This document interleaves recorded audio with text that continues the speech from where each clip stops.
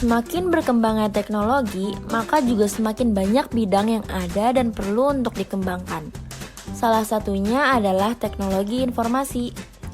Ini merupakan bidang yang berkaitan erat dengan perkembangan teknologi. Tanpa adanya teknologi informasi, mungkin perkembangan yang terjadi tidak akan semaju ini. Pengertian teknologi informasi secara umum adalah suatu studi perancangan, implementasi, pengembangan, dukungan, atau manajemen sistem informasi berbasis komputer, terutama pada aplikasi hardware atau perangkat keras dan software atau perangkat lunak. Pengertian teknologi informasi adalah istilah umum teknologi untuk membantu manusia dalam membuat, mengubah, menyimpan, mengomunikasikan, dan menyebarkan informasi. Teknologi informasi merupakan suatu teknologi yang memiliki fungsi dalam mengolah data, memproses data, memperoleh, menyusun, menyimpan, mengubah data dengan segala macam cara untuk mendapatkan informasi yang bermanfaat atau juga berkualitas. Selain itu, fungsi dari teknologi informasi adalah untuk memecahkan suatu masalah, membuka kreativitas, meningkatkan efektivitas dan efisiensi dalam aktivitas manusia.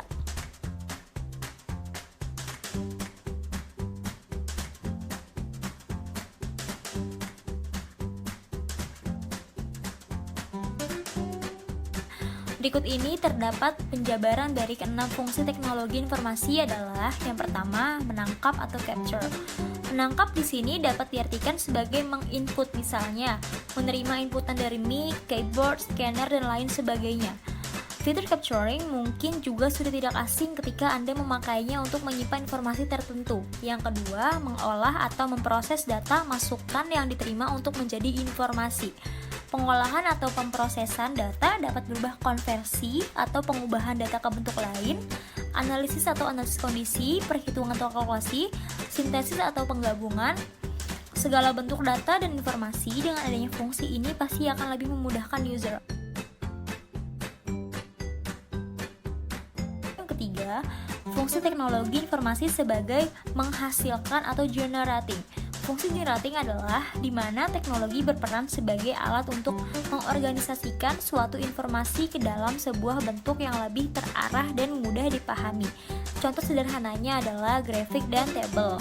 Yang keempat, fungsi teknologi informasi dapat sebagai penyimpan atau storage. Fungsi teknologi informasi ini merekam atau menyimpan data dan informasi dalam suatu media yang dapat digunakan untuk keperluan lainnya.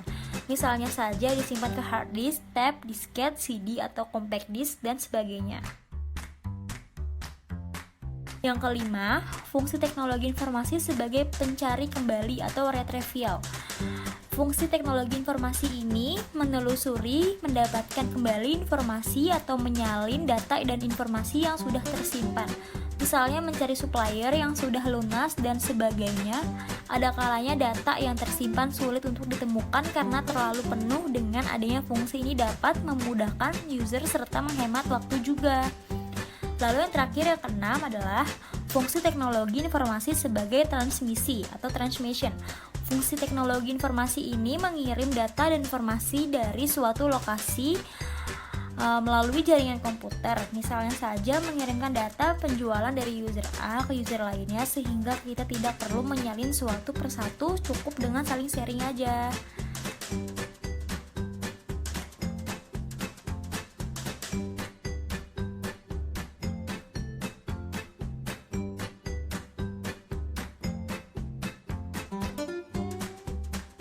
Tujuan teknologi informasi. Tujuan teknologi informasi adalah untuk memecahkan suatu masalah, membuka kreativitas, meningkatkan efektivitas dan efisiensi dalam melakukan pekerjaan.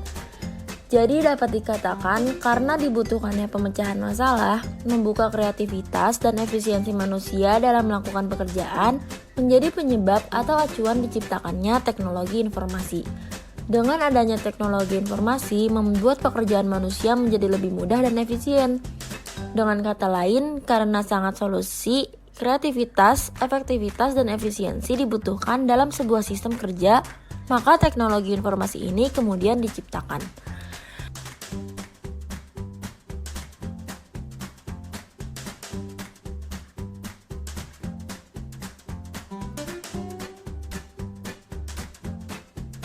Manfaat teknologi informasi dalam aktivitas sehari-hari sangat penting.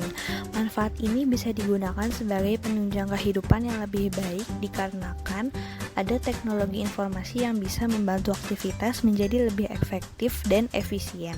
Manfaat ini dapat digolongkan berdasarkan kebutuhannya seperti yang pertama ada untuk pendidikan. Dengan adanya teknologi informasi di dunia pendidikan, terutama komputer, membuat siswa lebih efektif dalam belajar.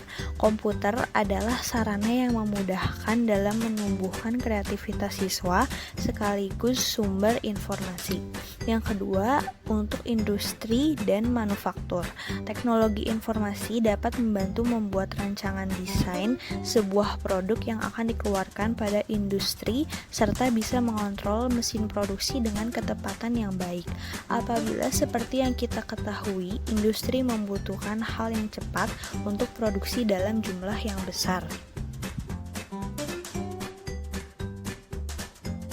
Yang ketiga adalah untuk bisnis dan perbankan. Dengan teknologi informasi bisa membantu dalam bertransaksi, menyimpan berkas dengan lebih aman dan sistem perbankan yang lebih maju, serta aksesnya dapat dikontrol dengan mudah cukup dengan teknologi saja. Yang keempat, untuk militer. Dengan teknologi informasi yang maju bisa dimanfaatkan untuk navigasi pada kapal selam, mengendalikan pesawat luar angkasa dengan kemudi atau tanpa kemudi. Dengan adanya teknologi militer juga dapat membuat suatu akses ketika berada di keadaan genting. Yang kelima, untuk teknik dan pengetahuan. Teknologi informasi bisa digunakan dalam mempelajari struktur tanah, angin, dan juga cuaca, dan bisa membantu dalam menghitung. Saat ini akses ilmu pengetahuan pun bertebaran di mana-mana dan dapat diakses dengan mudah cukup dengan jaringan internet. Begitupun dalam bidang teknik dan proyek-proyek tertentu. Yang keenam, ada untuk kedokteran. Bisa dimanfaatkan dalam mendiagnosa suatu penyakit dan mengambil gambar semua organ tubuh dengan komputer. Bahkan teknologi merupakan bagian yang tidak bisa dipisahkan dengan bidang kedokteran saat ini, seperti scan, radiologi, maupun USG. Yang ketujuh, untuk pemerintahan. Teknologi informasi dapat diaplikasikan dalam mengolah suatu data dan informasi yang ditujukan kepada masyarakat.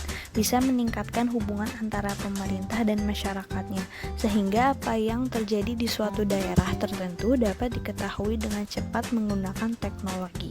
Yang kedelapan, ada untuk hiburan dan permainan.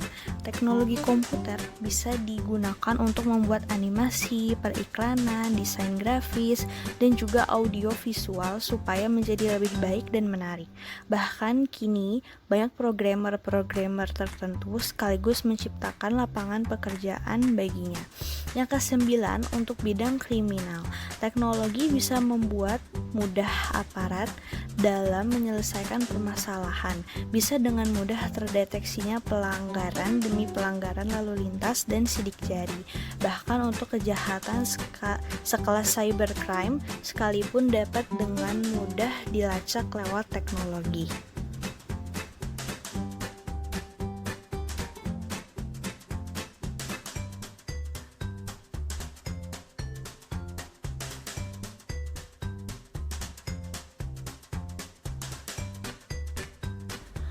Pengertian psikologi. Psikologi berasal dari kata dalam bahasa Yunani yaitu psychology yang merupakan gabungan dari kata psyche dan logos. Psyche berarti jiwa dan logos berarti ilmu. Oleh karena itu, secara harfiah dapat dipahami bahwa psikologi adalah ilmu jiwa. Kata logos juga sering dimaknai sebagai nalar dan logika. Kata logos ini menjadi pengetahuan merata dan dapat dipahami lebih sederhana. Kata psyche lah yang menjadi diskusi menarik bagi sarjana psikologi.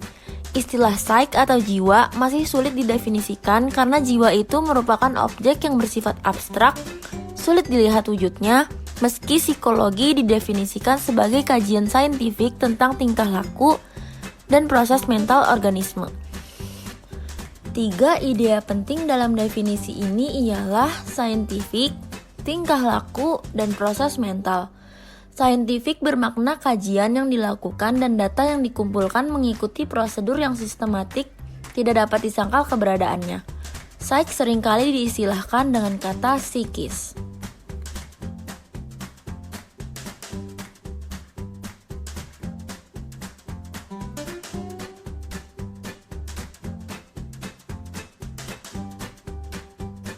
Pemanfaatan TI di bidang psikologi.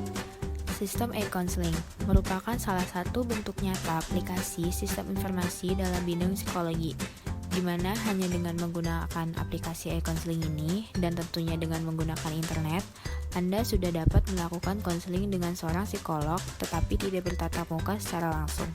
Namun, hanya melalui aplikasi ini, Anda sudah bisa melakukan konseling sebagaimana konseling secara langsung pada umumnya. Setelah itu, barulah nanti Anda mengatur waktu bisa bertemu secara tatap muka, kapan dengan sang psikolog tersebut. Program SPS. Aplikasi ini merupakan sebuah aplikasi yang bisa digunakan oleh psikolog untuk mengolah data. Data yang bisa diaplikasikan dalam program SPS ini adalah data secara kuantitatif. Adapun aplikasi ini sangat membantu seorang psikolog dalam melakukan penelitian data dalam bentuk kuantitatif. Karena hanya dengan menggunakan aplikasi ini, seorang psikolog tidak secara repot kalau harus mengolah data tersebut secara manual. Penggunaan alat tes. Pada umumnya, alat tes yang digunakan oleh seorang psikolog ketika ingin melakukan penelitian terhadap kliennya adalah menggunakan hard copy. Namun, sekarang sudah banyak psikolog yang memanfaatkan sistem informasi dengan menggunakan aplikasi sebagai alat tes. Penggunaan e-terapi.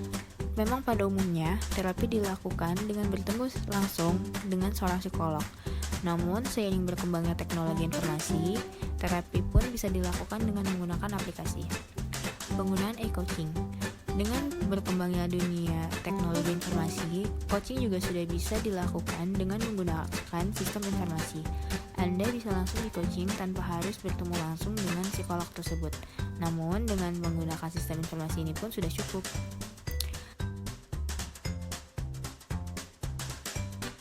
Lalu ada tes mental.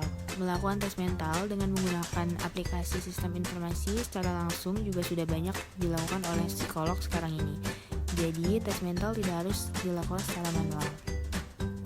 Lalu ada wawancara. Wawancara pun bisa dilakukan dengan menggunakan teknologi sistem informasi, di mana proses wawancaranya hanya melalui aplikasi atau internet. Berbeda dengan wawancara yang biasanya dilakukan langsung bertemu dengan orangnya. Namun, aplikasi berbasis teknologi ini sudah banyak diminati.